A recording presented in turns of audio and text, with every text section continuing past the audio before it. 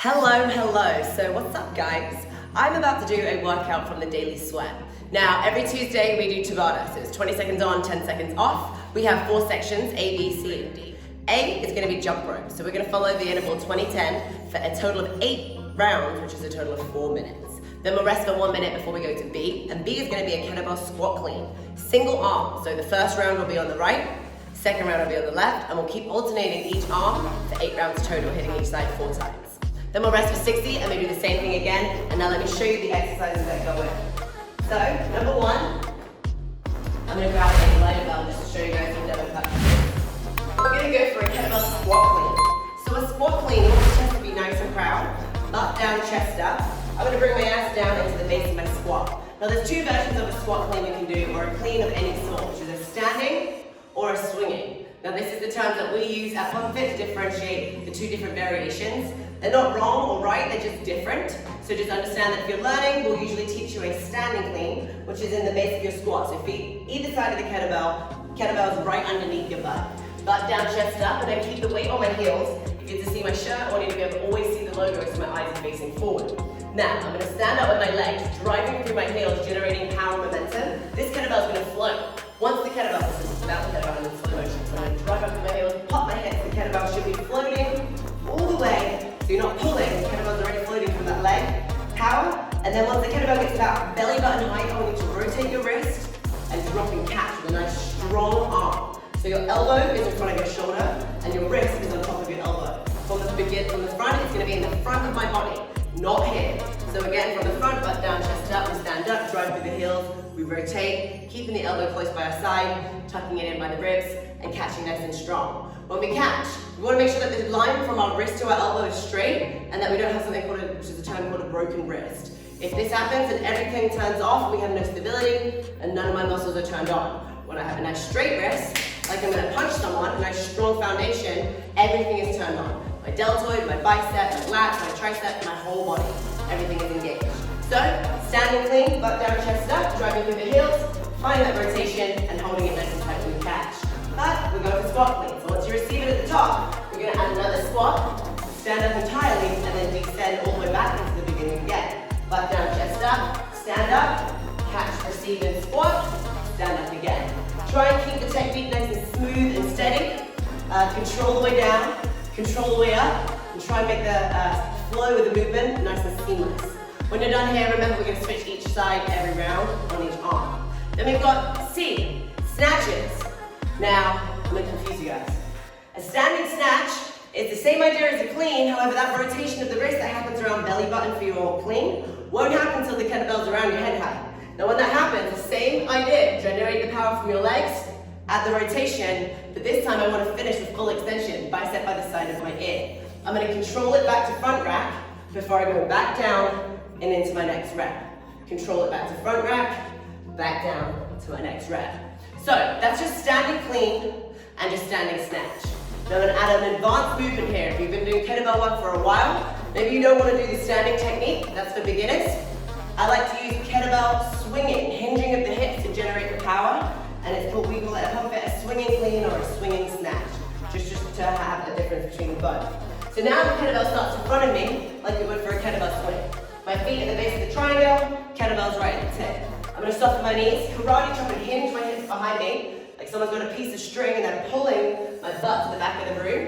And remember that my spine has to stay engaged, so if my hips go back, naturally in that hinging motion, my head is going to come forward, and my chest, my whole body is going to come forward. As long as the spinal rectors are nice and tight and turned on, we're going to bend the knees to reach the bell, we're going to turn it in and lock it nice and tight. But we're only going to hold on with one hand.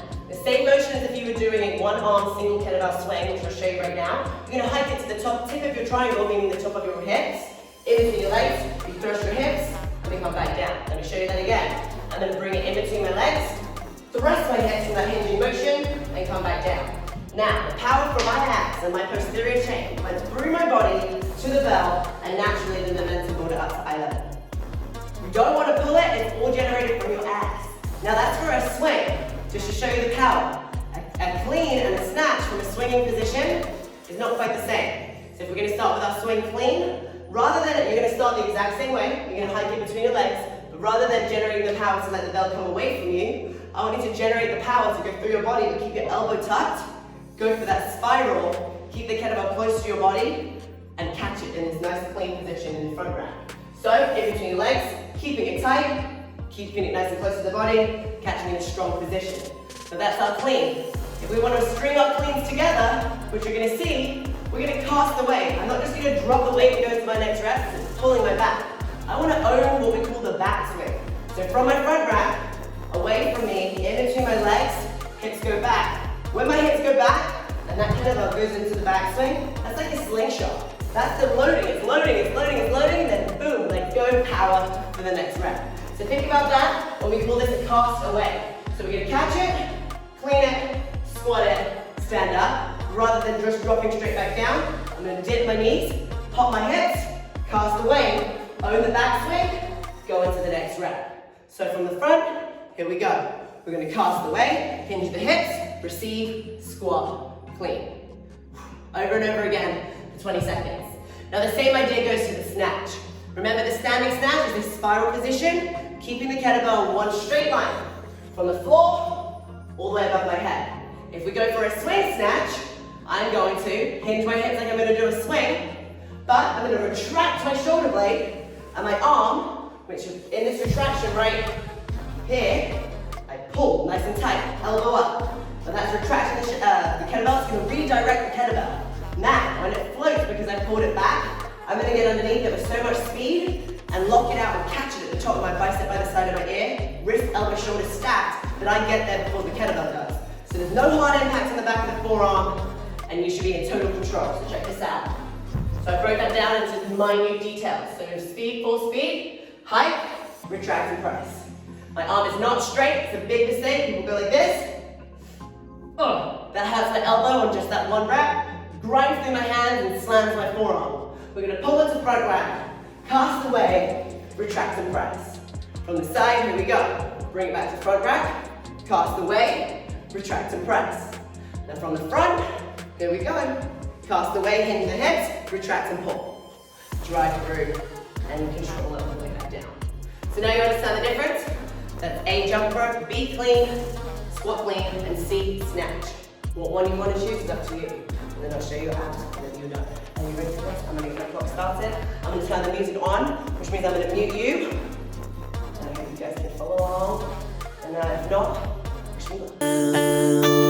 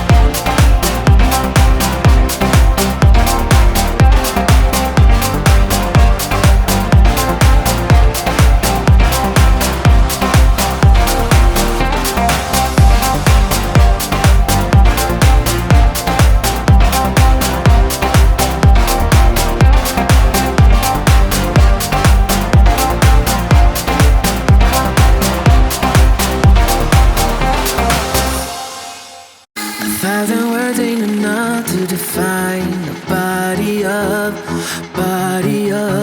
yeah. Caught her look and she wants it back. She's firing up that body up, yeah, babe. You think that I want you, but nah, babe. You're one in a million, but it's not for me. I'm not into girls with a plastic trace. Don't take it too personally, yeah. My fault, my bad.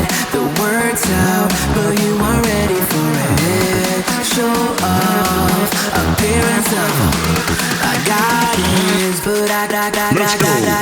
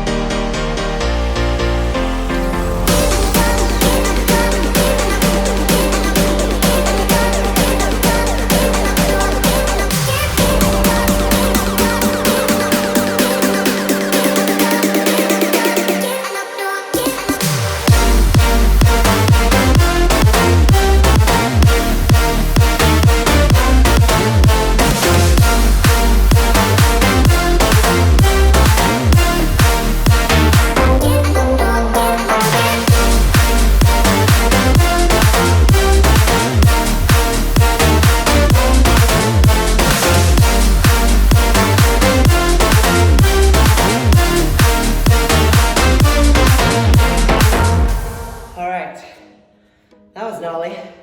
We don't have long. I'm gonna explain part 2. Only one round. This is section D.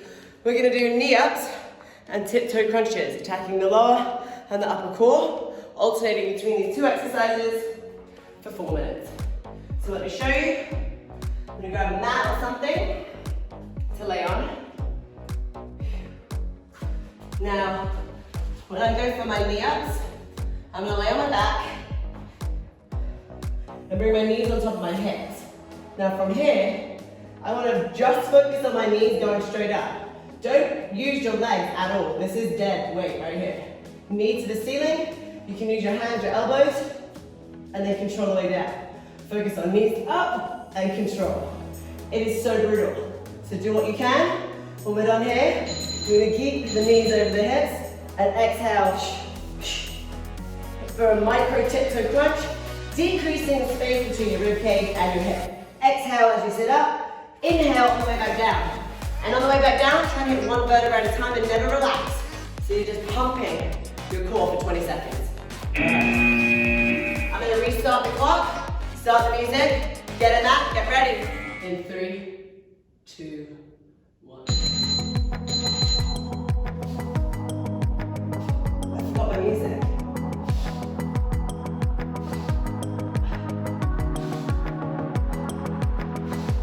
Knees above your hips.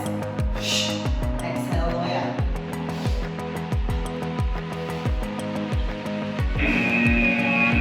Holy moly. Take a deep breath in. Ooh, yeah.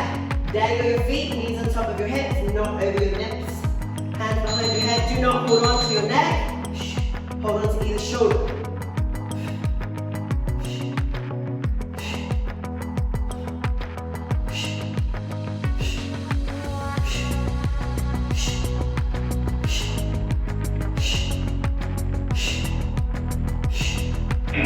Holy moly. That's one set down. Oh wow. We've got 3 more to go. Here we go, 3, 2, 1. Knees up. The head is back. Exhale all the way up. Inhale and control all the way back down. Ha. Good.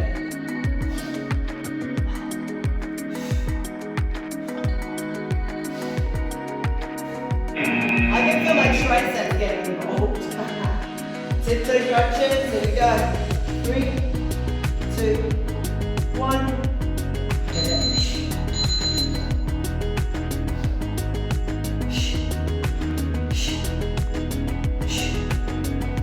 Holy shit.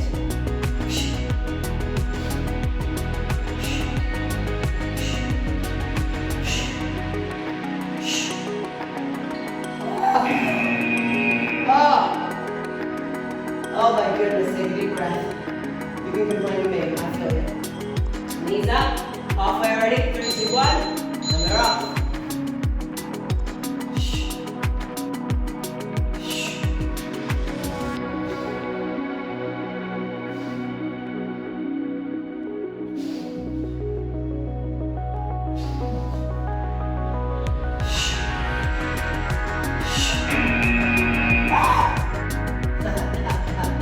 Tiptoe crunches, here we go. 3, 2, 1.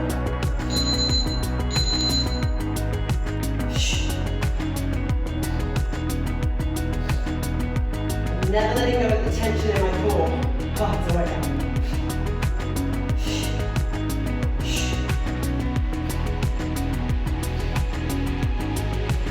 Oh, it hurts so bad. Deep breath. One more of each. Fuck, we got this. Come on. Knees up. Push up those hands. Good. That doesn't work so well. Let's go for assisted there. Exhale. Inhale all the way back down. One more for dick around. All right, here we go. Last set, 20 seconds. Here we go. Finale. Good. Take a deep breath. And now we go unbroken.